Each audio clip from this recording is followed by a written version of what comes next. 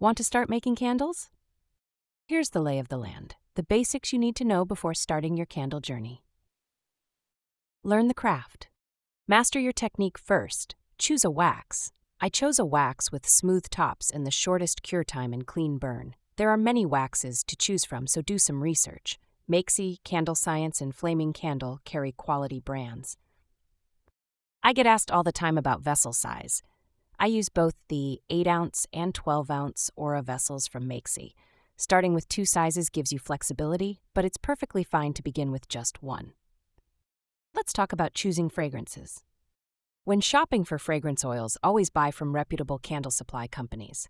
I personally order from Flaming Candle, Black Tie Barn, Candle Science, Nature's Garden, and Sensory. In the beginning, it's smart to stick with just one vendor to keep things simple. You really only need a handful of scents to get started, 5 to 10 max. But fair warning, fragrance testing is addicting. Once you start exploring, it's hard to stop. Next up is mixing your fragrance with your wax. Waxes have fragrance loads, and it is important to stay within that load or your candle won't burn correctly. Too much fragrance can start a fire. Generally, I stay around 8% fragrance, even though my fragrance has a 10% fragrance load. So for an 8-ounce candle, I use around 0.7 ounces of fragrance.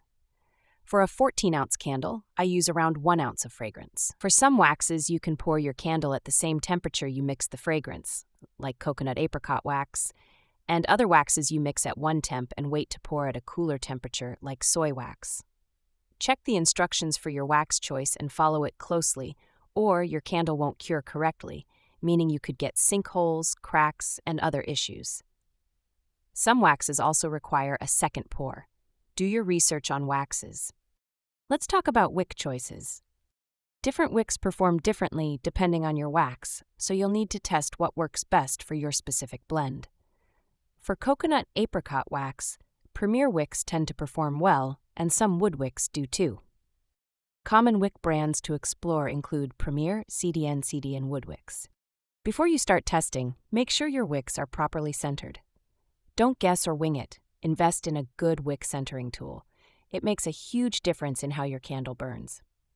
As a general rule, vessels that are 3.5 inches wide or more usually need 2 wicks. An 8-ounce jar typically takes 1 wick. This 14-ounce vessel works well with 2 cotton wicks or 1 spiral wood wick. The tool I'm using here is from Norden Candle Supply.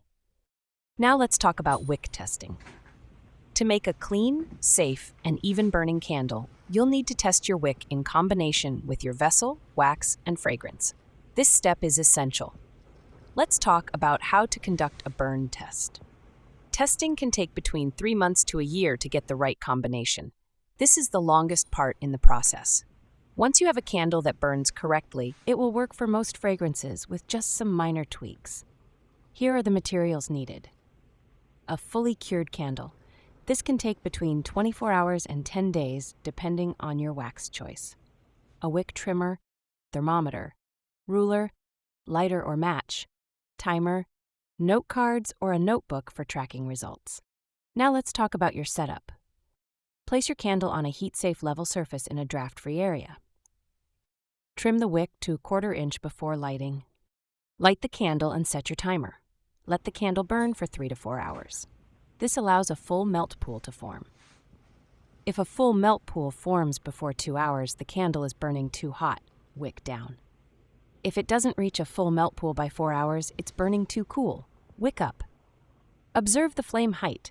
The ideal height is between 1/2 and 1 inch. Record your observations: flame height, melt pool width, temperature, and any soot or mushrooming. Cool repeat. Extinguish the flame, let the candle fully cool, then repeat the test over multiple sessions until the candle is completely burned. This gives you a complete performance profile across its life. Final check. Ensure the candle is burning evenly, staying below 140 degrees for your container temperature and free from tunneling or soot buildup. This final review confirms that your candle is safe, clean burning, and ready to share or sell with confidence. To sum up, you need to choose a wax, vessel, fragrance, wick, and test until you have a recipe that works. Hope this helps. If you have any questions or ideas for future videos, drop them in the comments. I'd love to hear from you. Don't forget to subscribe and share with a fellow candle maker. Until next time, see you on the Candle Artist Way.